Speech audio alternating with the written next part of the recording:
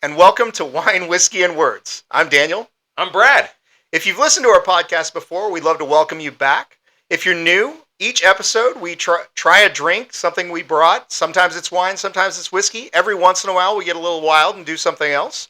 Then we talk about something interesting we found between the last episode and this one. And finally, we talk about a topic that was presented at the previous episode. We do our best to prep and research topics. We just really mainly try to have a fun and interesting time. With that said, let's begin. Sounds good. All right, let's go ahead and drink something. That sounds like a great idea. All right. So I discovered, I stopped over at Cooper's Hawk a few days ago and, had a little bit over there. And then I met some people and they told me about this distillery that's in Zephyr Hills. Oh, really? Yeah. So it's called Dunamis. Okay. So I'm normally a bourbon guy. I have to admit I wasn't a huge fan of the bourbon because it mainly kind of reminded me a little bit more of like Scotch, where you get that peatiness. Yeah, that can be really harsh. But I ended up leaving with the gin, the vodka, and the rum. Okay. Because they are incredibly smooth. Okay. So we are going to enjoy those. I had no idea there was a distillery in Zephyr Hills. It's like kind of like a little bit of a. That's Zephyr Hills, Florida, for anybody who doesn't. A warehouse little area. Okay. Here we go. So this is which? So that is the gin. Okay. It's called Zulu Hotel. That's one that I don't have a whole lot of information, but let me read it from the back. First, you know what? I'm going to go ahead and tell you a little bit about Dunamis, and I'm going to read it. This is straight from the website. Okay. It's called, so it says, Dunamis Premium Spirits was forged from the lifelong pursuit of greatness by founder Victor Young. Born to humble beginnings, Young was reared to accomplish excellence in every enterprise.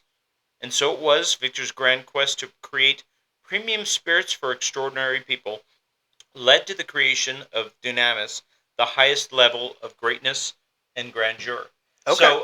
So this one, Zulu Hotel Airman's Gin, it says Zulu Hotel is the call sign derived from the phonetic alphabet that signals for a helicopter extraction in a non-military operation. Zulu Hotel Premium Airman's Gin name was born from the spirit of the helicopter pilot. A hotel provides accommodation and services to adventurous travelers, and the word Zulu means sky. So there you have it. Drink with friends and obey all bottle-to-throttle pilot rules. I did not know that the word Zulu means sky. I had no idea. That is new to me. All right, so the next one here is Mermaid Vodka. Okay. Okay.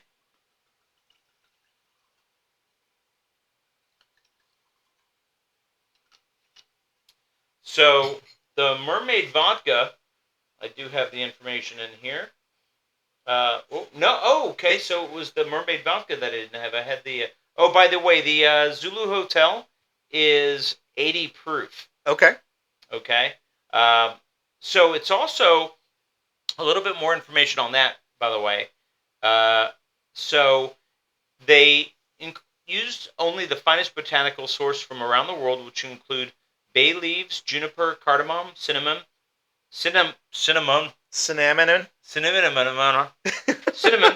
ginger root, peppercorns, rosemary, elderberries, angelica root, lemon peels, and orange peels. Elderberries are supposedly going to keep you from getting the flu. We need that here in Florida. Yeah. Okay, so the Mermaid Vodka, it says, at Mermaid Vodka, we're all about creating premium vodka for folks who truly enjoy smooth spirits and good times with friends and family.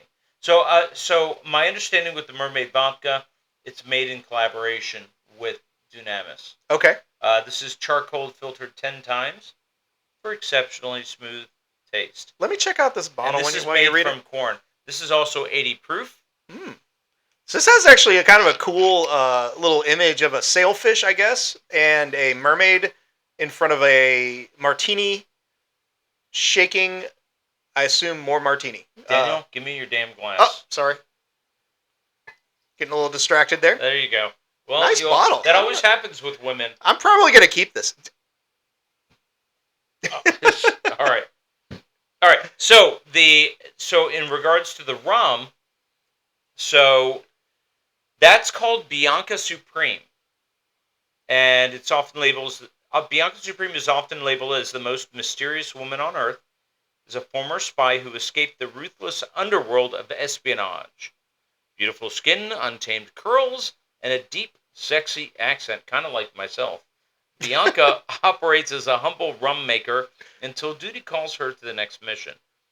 Enjoy the pleasures of Bianca's smooth, barrel-aged rum, and join us as we follow the tales of Bianca Supreme and indulge in the powerful yet smooth flavor of our rum.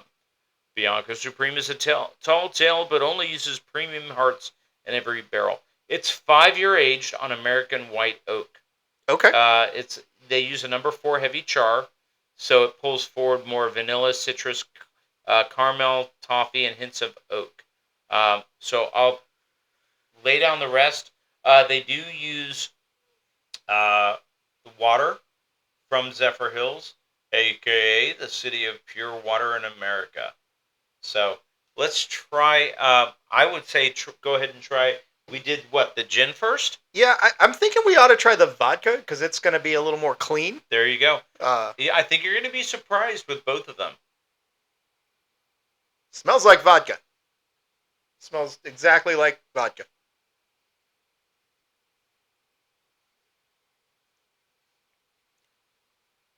Wow, that's like really smooth vodka. Yeah, it really reminds me more of like most gins that I would try, with that little bit of like the lime note on there. Okay, yeah, like I said, I'm actually a little impressed with this. Like, this is very easy drinking. It does say charcoal filtered 10 times for smoothness, right, and they nailed it. I mean, it really comes out. It's very clean and smooth, and I don't get a lot of flavor, but it's vodka, so it's kind of hard. But I do get a little bit. Yeah, I get a lot of that, like more of the lime note to it. And that's something that I said when I was over there the other day. I said, normally I'm going to drink vodka or gin with something else. Yeah. But this is something that I can really drink by itself neat. Yeah, I could sip on this really, really easily. All right. The gin. The gin. This is the Zulu Hotel. Now, yeah, knows that. Oh, yeah. So I'm going to tell you what I told them, what it reminded me of. And it's the milk after you finished eating your Fruit Loops or Fruity Pebbles. Okay. I actually, like, I'm smelling this and I can kind of get a little bit of that. I haven't tasted it yet. Taste it. You got to taste it. Wow. You actually really nailed that. This is not as juniper forward as a lot of gins are. Sometimes drinking gin's like drinking a Christmas tree. Right. This is not. It's I'm Jewish. I wouldn't. Drinking a Christmas tree? Is that not kosher? Oh, depends on, I guess it depends on how you killed the tree. Yeah, well, All right. Yeah, all right. I could drink that. Yeah. Yeah. Don't mind if I do. All right. So next, what was the name of this again? Bianca Supreme. Bianca Supreme. Right. The beloved children's character. I really like the smell of this. You get a lot of the caramel. Yeah, absolutely.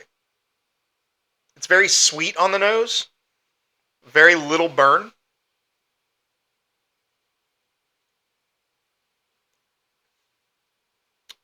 Almost floral on the taste. Well, after having the vodka and the gin. Yeah, maybe it's mixing it up a little bit.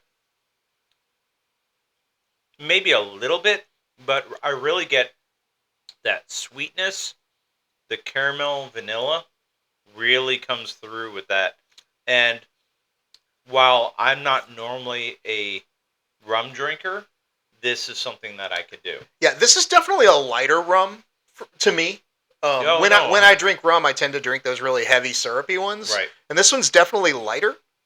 It's very dark and beautiful in the color, but the weight of it is very light, and I kind of like it. 100%. Yeah. Yeah. So good choice. What's your favorite of the three?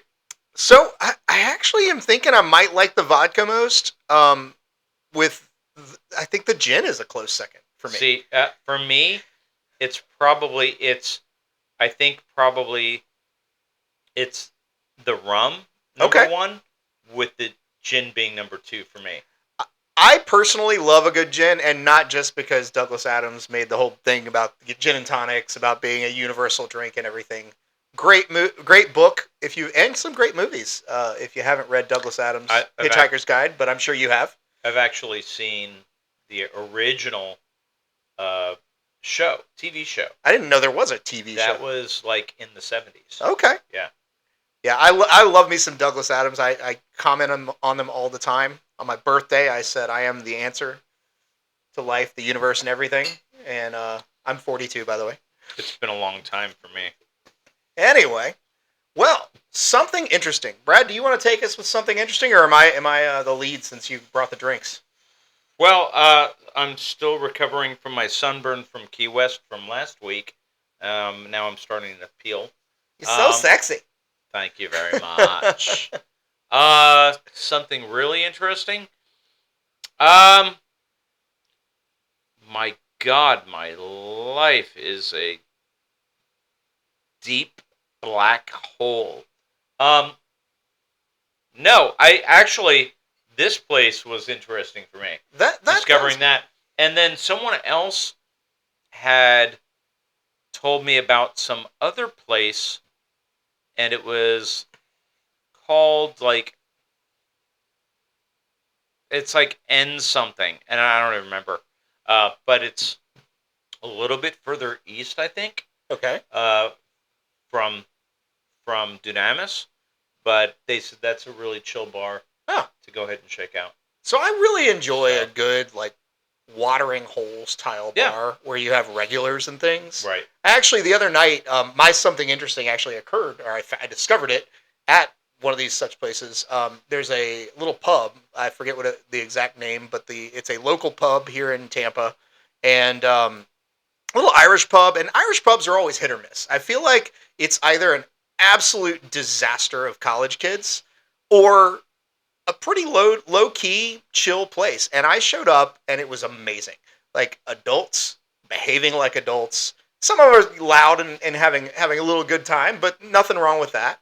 The music was very 70s and 80s forward. The guy playing the guitar was amazing.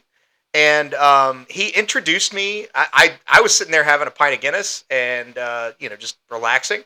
And the musician took a break, walks over, and I saw the guy pouring a Guinness out of a can. And I went, "That's odd. They got it on tap. They pour it right. What's going on?" And I noticed he was pouring Guinness 0.0, which is the non-alcoholic Guinness. And a couple years ago, I did a big exploration of non-alcoholic beers, and there's a lot of garbage. There's a lot why? Yeah. But I have to say, the Guinness 0.0 tastes almost exactly like a normal Guinness. It has less than 0.5 ABV, which I've learned since. Hamburger buns in America often are over 1% ABV. Yeah. Really? Yeah. So if I eat enough hamburger buns, I'm going to get lit. That's why you always feel a little groggy after you eat a couple hamburgers, I think. Let's go with that. Anyway, so no, they make the Guinness the same way they make regular Guinness, and then they use they call it cold filtration. No idea what that process looks like, but they use something called cold filtration to remove the alcohol. So it ends up with 70 calories per pint versus 154 for a regular pint of Guinness. Right. A little healthier, I guess. But if you're in the mood for that non-alcoholic taste, it's great. It does have a little lighter mouthfeel to it. It's not quite as thick, but flavor-wise, spot on. And I was really, really impressed. So anyway, if you're in the mood for looking for a non-alcoholic beer to just enjoy, I highly recommend trying some Guinness 0.0. And I just remembered about something else. Okay. Uh-oh. So, I was at work the other day, and these guests brought in this treat, and they offered it up to me, and then they told me where I could get it from. Okay. Well, that was nice of them. It's Jelena Chocolatier, yuzu bark, decadent white chocolate with crisp rice and yuzu. So what is yuzu? I don't know. We know Zulu is sky. So grab a piece. All right. This is. Oh my God! I don't need that much. All right, here. Then break it off. Well, I'm working on it. All right. So try it. Oh, that's really nice. I get a little bit of that. I can really taste the yuzu. Like a little bit of like an orange flavor to it. Yeah, it does have a citrusy flavor to it. It's very nice. Actually, it's a chocolate version of the gin. Yeah. All right, we're going to try the yuzu with the gin. Oh, God, that's not good. Nope, that was a bad decision. Don't do that. Yeah. Keep your yuzu to itself. Yeah. So what happens is the gin on itself is great, and it has that sweetness. But when you have something sweet in your mouth and has the same flavor as the gin, it takes away everything else. So all you taste is that alcohol. Yeah, it really ruins the gin. Don't ever do that. Yeah, the gin, fantastic. Not with this stuff. Okay, so the rest of this is going to Mia. Oh yeah, she will love you forever. Yeah. All right. Well, something interesting is done. Our topic last week that I presented was what it means to be a man. And I know that's kind of a weird topic, especially in this day and age, but I'm going to give you a little background on why I chose this question. When I was younger, really, really loved philosophy. And I loved it from from 6th grade. Like, I wanted to be a philosopher. And later I found out that there aren't a lot of careers for the professional philosopher. So... like gym teachers. Yes. Bums. Anyway, so over time, I sort of developed my own philosophy as I departed from more like what my parents said and what religion said and all these things. I started to build my own systems of ethics and morality. So I spend a lot of time examining my own behaviors and behaviors of others, and I'm pretty judgy about it. And originally I was going to make this what it means to be a good person, but I actually think it's worthwhile in modern times with all the talk of toxic masculinity and whatever, the excessive toughness, the anti-feminism, whatever you want to call toxic masculinity, to talk about non-toxic masculinity, I guess.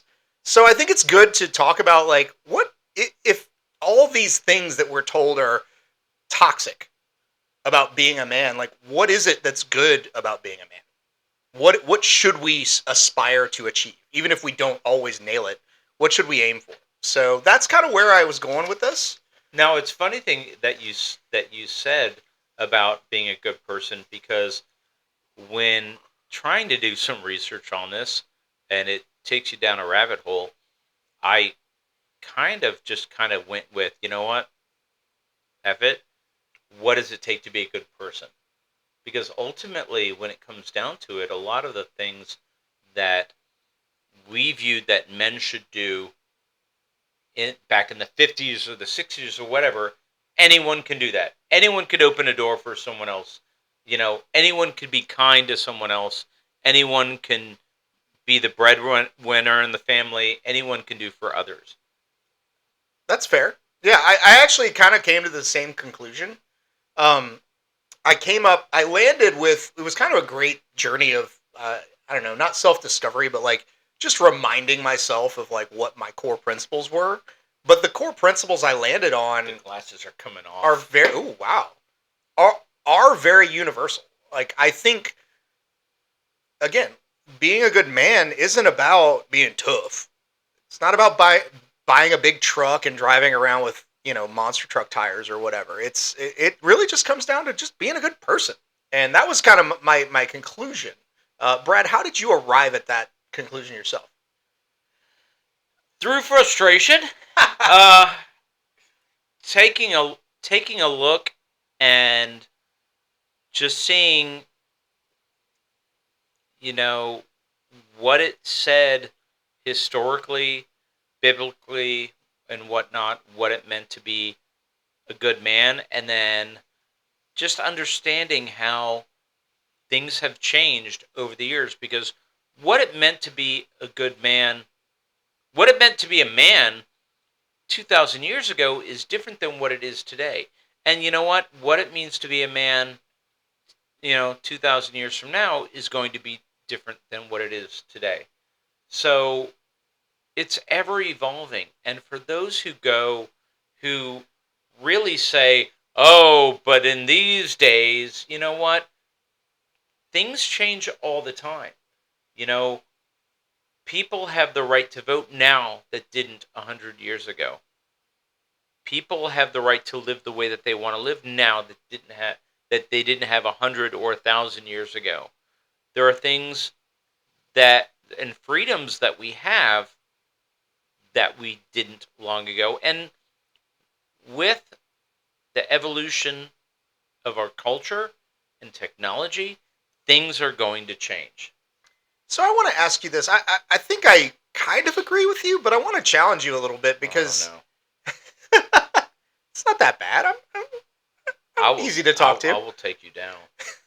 So I guess I do understand that there are things that we did 100 years ago, 1,000 years ago that we don't do now. I don't shovel dung, and now there are people who shovel dung today. That don't get me wrong, but I do think that if you look at true morality, you look at the discussions of morality that happened 1,000 years ago, they aren't really that different than the ones we're having today. No, they didn't have monster trucks that we could all drive around with our big stinking exhausts and blowing out steam and whatever. But, they probably said, my horse is bigger than yours. Can I ask you a question? Okay. Who are you selling your daughter to? Hey, you know what? The price is right. No, I'm kidding. No. No, that's fair. I do think that's fair. I think that you're right. On that front, there are things we do and don't do. But I think that's more of an action. But I think the motivation at the time, and again, I'm not justifying selling our children, daughters or otherwise, but the motivation was still coming from a positive place. It was just a cultural norm to do that. But I think you need to separate the moral choice from the act of the culture. Yeah, but the problem is that what is morally right and wrong changes with each generation. So I do think to some extent, but I think a lot of the principles were similar. I looked at my own background and where my principles came from. Now, obviously, my dad instilled a lot of principles on me, but one of the things that I had growing up that really taught me a lot of things was I was in the Boy Scouts. Now, this was younger, and we had the Scout Law, and there were 12 principles. And now when I look at them, some of them maybe I don't follow so much, but they were things like being trustworthy. Well, that seems pretty universal. Friendly, courteous, kind, obedient. Maybe. Obedient to whom is a big question. Yeah, no, I can't do that one. Thrifty. Probably we should. Maybe. Reverent. In the right context, maybe. But again, I think these are kind of universals. I don't think they change. Our application of them might change, but do they really change in what people value? Well, I can agree to some extent, but I think that there are certain people and things that we revere or respect now that we didn't 100 years ago.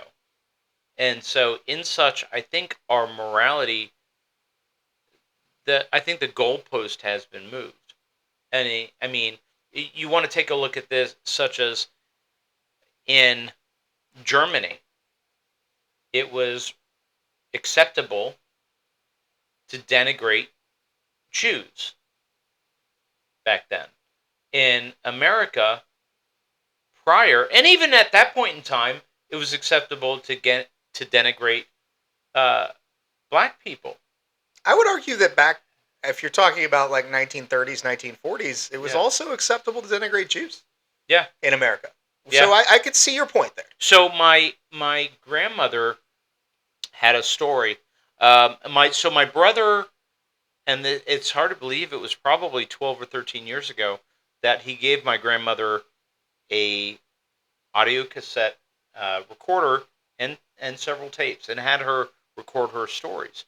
And she told the story about when she was a young woman and she went to apply for a job. And then she put that there was a space for religion. And back then you didn't tell anyone that you were Jewish. This is probably I want to say probably right around 1930 or so, right around there. And so she put Christian. And when she asked what denomination she was so embarrassed she ran out. Wow. So that's interesting. Yeah. So yes. Blacks, Jews were all persecuted back then. Yeah, I mean, I think that, to your point, there's a subsection of men who think that insulting and persecuting and being biased against certain groups, today it's Asians, depending on who you're talking to, black people, whatever, blaming COVID, whatever you're blaming the group on, or Watch blaming what on you the group. say, because I have my space lasers trained on you. Well, I do think that there's always going to be that subsection of people who do these things and say these things and believe these things. But I still think I think when you get to core moral principles, you do often find some common ground. Yeah, but the problem is that there, during those, like for instance, those points in time, it was widely accepted. Absolutely, and I'm not defending that. So I mean, it's easy for us to take a look back then and go, what was right or what was wrong. But in that point in time, it, for most people, it was right, and it was the way that they treated others. That's fair. Would you say that there are some things about being a man or a good person that are more universal, that have withstood the test of time? Because I might argue that those are what it truly takes to be a man or a good person. I would say probably that you hold your family above all others. Okay. You do good by your family. I think that's really the first thing that really comes down to it is family. Yeah, I would agree with that. Trustworthiness, I do think, is a principle that is historically valued. Yes, we have moments where we justify not being trustworthy. Okay. But I think trustworthiness is a good one. Fine. So one of the interesting things I found is I spent a lot of time this past week examining the sources of my personal convictions on what it takes to be a man. And, I went into a lot of things, like the golden rule. Do unto others as you would have them do unto you. Oh, golden rule. I thought you said golden girls. Well, hey, the golden girls will teach you a lot. Yeah. But we won't get into that. That's for another episode. Wait, but if you were a golden girl, which one would you be?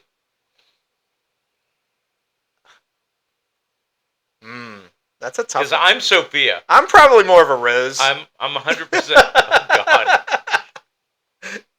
I love and miss Betty White every day.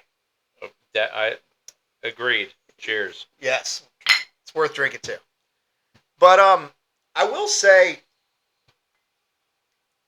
as I examine this, I mentioned the Boy Scout law, and please look that up. It's an interesting thing to think about. They're just words. It's just a scout is 12 things, and it's worth thinking about. I don't know that I agree with them all today, and I don't know that I live up to them even then ever. I remember we were on a field trip one time, and uh, I think I walked into a cathedral and said something like "Jesus Christ," and got slapped by the girl next to me because that was irreverent, apparently. But I was impressed, and I feel like Jesus would probably be impressed too. Oh, I thought you meant you were impressed with their slap. Well, I do like a good spanking every now and then. Um, Duly noted. but no, like what's interesting is while I don't subscribe to all of them, one of the things that I would say drives my belief system is the Ten Commandments. That's things from the Bible, things from the Torah and things like that. Those early days. If a burning bush tells you something, you got to listen to it. Um, sorry. Yeah, like I said, I'm not sure I'm really down with the whole scout is reverent thing all the time.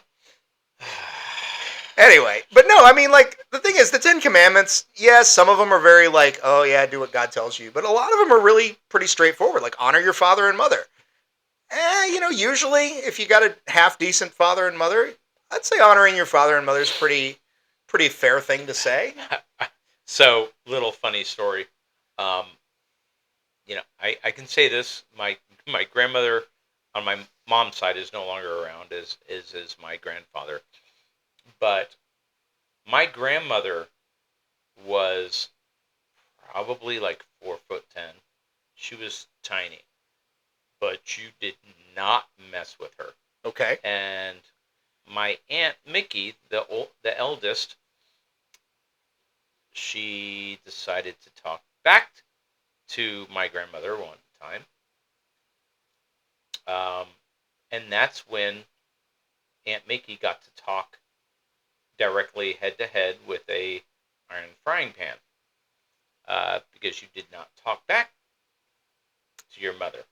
I have to say, when I was a child, I learned some quick lessons about swearing at my mother, um, and did not repeat them. Nowadays, I swear at her all the time, but not like mean swearing, just like I would swear at you.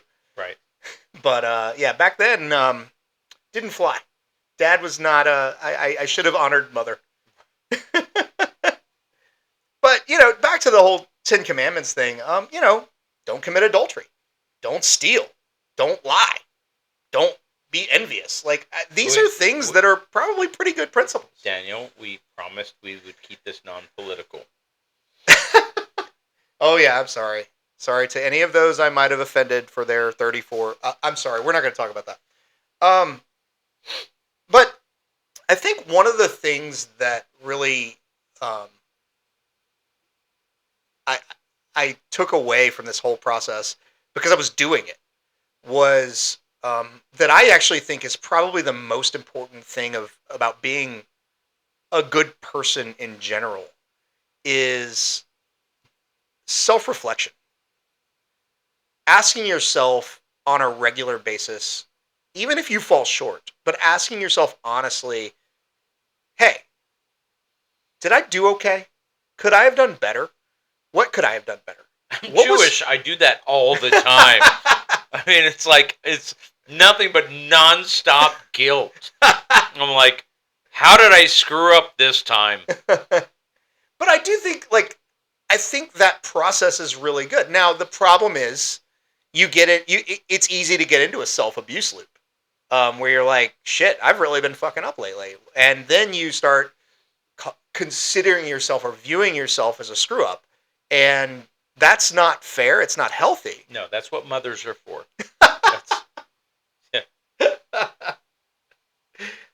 But yeah, I like I said, I think that to me is probably one of those central tenets of being a good human being and a good man is, ask yourself the question. Examine yourself as much as you examine the world around you. Like, try to understand yourself and your motivations and question your behaviors. Don't just do it.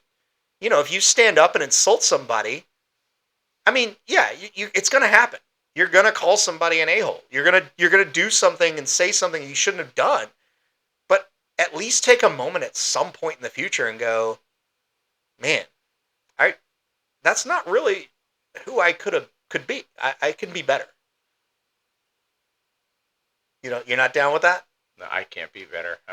You're perfect as is. I'm an asshole. You're perfect as is. Okay. Hey, but I'm always asshole for a reason. So, Brad, what's one of your core values? Like when you take the time to examine yourself, what is one of those measures that you gauge yourself with? I always want to do right by others, as long as it's not going to, impact myself. But and honestly, sometimes if it's something that I'm not going to be hurt by it, but it's going to help another person, I'm going to do it. Yeah, I was going to say my experience with you has been very different. You're one of the most giving people I've ever met. Like, again, you're not going to not be able to pay your rent, right, helping someone else. But you'll certainly help somebody else out if they need it, even if it's not the most convenient for you. But that's what I'm saying, is that if it's not going to hurt me, truly hurt you, then that's fair. Fine. Honesty is huge. Yeah. If you lie to me, you're dead. And number one, so one of the worst things that you can possibly do to me is accuse me of lying, because that's not happening. Yeah. And that if you do that to me, then you're dead to me. So it's interesting. I had honesty as well, but I actually kind of qualified that, because one of the things I think we hear a lot, and I'm not getting political. I am. Actually, no, I am. One of the things we hear a lot, especially among the political, is, well, I'm just being honest. And well, that's your version of honest. Well, it's not even that. Well, I don't mean you, but I mean...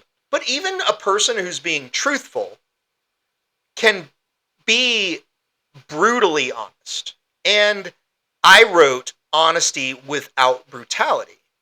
And I said, speak the truth, but sometimes silence is best. And to me, I think that's the distinction between a good person and a person who is really kind of in it for themselves. Is a person who's in it for themselves is going to tell that girl, you look fat in that. Why are you wearing that? Whereas a person who's not said, hey, if they're asked, they might say, well, it's not the worst thing I've ever seen. But maybe they'll just keep their mouth shut. They don't come forth with something awful. They pause and think, maybe I don't need to say that. If your neighbor cheats on their spouse and you know about it, you don't need to run across the street and be like, hey, guess what I saw? Now, maybe you do, depending on who they are and all that. But if you know it's going to just absolutely destroy them, I think there's a moral decision to make. Honesty without brutality. Yeah, I mean, with that, it really depends on the relationship that you have with those people. If you have a really good relationship with his wife, then you may need to say something. Yeah. But, otherwise, as far as with the outfit, I think you also have an obligation to help your friend. Yeah. And while you might not go, that's the worst damn thing I've ever seen in my life, you might go say, hey, I love those colors on you. I saw this outfit the other day that I think might be the world on you. Exactly. I think there's an element of tact when it comes to honesty that's important. And I think that's the distinction there that I was really trying to draw. There you go. But I did really love what you talked about with being good to others, and helping others and things like that. And really, while the golden rule is kind of there are other things that might have superseded that. I think there's the platinum rule, which is do unto others as they might prefer you do to them. Because sometimes what you think that you should do to a person isn't really what they want done. So, like I said, but anyway, I think being good to others, being kind, being courteous, even being reverent. If you walk into somebody's church, don't be an asshole and go, oh, Jesus Christ. Maybe not a thing to do. Just keep your mouth shut. Hey, I went to a Catholic wedding many years ago, and I stood up and I kneeled. I stood up. I kneeled. I might not have done the whole cross thing and all that, but at least I didn't act like a total d-bag. I remember going to the synagogue with some friends when I was in high school, and did I understand everything that was going on? Absolutely not. I don't understand everything that's going on. But I followed the rules. I did what I was expected to do. I wore a yarmulke. I was respectful. I was reverent to the capacity that it was. It didn't mean I had to believe everything they believe and do everything, but I just was respectful. And I think that's an important element of that, being good to others. Sounds good. So, anything else, Brad? Do you have any other core values of being a man? Of being a man. Being a man. Oh my God. No, because I just really think it's all about being a good person, whether you're a man or a woman, and it really doesn't matter. I agree. I think that's really the conclusion I ended up with. I thought that I was going to find some core principle that defines us as men. But the more I thought about it, it's all just these cultural stereotypes, for lack of anything else. You know, a man's supposed to have a big bushy beard and drive a big truck and fish and hunt. And so that's why you've started to grow it in. No, this is just because I'm lazy. I don't like shaving. It's one of my pet peeves, but I do it because my wife likes it. But I don't do it that often because I don't like it. Yeah. But and I will say it's kind of the last thing I wrote on my core values is don't take yourself too seriously. I don't. You don't take anybody too seriously. No. I think it's a good thing though. Yeah. That was my Jimmy Buffett lesson. You know, he really didn't take much of anything too seriously, and I think it's a good thing. I hope you don't like say to me, why don't we? Because we've been drinking. Not today, Brad. Not today. Yeah. Okay. Good. It's I you know what, I need to stop drinking, and then that's enough. I don't want you to take advantage of me. Okay. Well, anything else you want to add on that topic, Brad? No, I am good. You are done considering what it means to be a man. Yes, I'm going to consider what it means to be a woman. I feel like that'll be we're going to get in trouble on that one. My wife will probably have some words. Maybe she'll let me borrow some of her clothes. I mean, we can actually with the we can do a drag show, with the fitness regimen that she's been on. I don't think I could fit in the clothes. Yeah, we can do a drag show though, Brad. We can do it. Actually, it's Florida. We're not allowed to. I don't think we're allowed to do that. No. Sorry. All right. Well, next episode's topic. Okay. As much as I wanted to come up with something lighthearted and fun, for some reason this topic stuck in my head, and so it's going to be dealing with rejection. I got a lot of that. So the next episode is going to be in about another 2 weeks, and so we're going to talk about what it means, like how people should deal with rejection, maybe personal instances of either how we've dealt with rejection or others that we know have dealt with rejection. I'm going to do a little deep dive and see if I can find some instances either on Reddit or whatnot of people dealing with rejection, and maybe make it kind of interesting. Well, I've got some personal stories of how I did not deal with it, so that's going to be an interesting topic. I got some political stories of how... never mind, we'll talk about that next week. Any additional final thoughts that you just want to share with us? Oh, God. Only that next time I go to Dunamis, I'm going to definitely do one of their cocktails, because now I'd like to try one of those. Yeah, I definitely want to be invited next time you go. Okay. So let me know. Deal. Well, that's been another great episode. I hope you guys enjoyed it. We tried to, like I said, make it interesting. We tried to be personal about it and really get real. Please check us out. We're on Apple and Spotify podcasts. Obviously, if you're listening on one of those, most likely. We are on YouTube, right, Brett? Yeah, we're on YouTube, Spotify, and Apple. I am no longer going to be uploading video and audio on Spotify because I just realized I might as well just upload the video And then if you just merely listen to it, you merely listen to it, and that'll be fine. And if that doesn't work for you, let us know. I'll be a man and slap him around a little bit. Please do. No, but also you can reach us out on email at winewhiskeyandword@gmail.com because words was taken. or on our website, which has been updated since the last episode at winewhiskeyandwords.com. Yep, and that's words with an S. And we also have the Facebook page. Yep. Wine, Whiskey, and Words. So check us out there as well. Yeah, lots of cool ways to reach out to us, and we love hearing from you. We will try to incorporate some of your comments if you have any thoughts or input for us. And Instagram. We do need to be better about taking pictures, and we will do that after this episode. Let's do one right now. Well, I don't think that... Yeah, all right, we're going to do one. Hurry up. Get it done. God, man. I am not really fond of the photo thing. This is more Brad's thing. All right. Oh, hold on.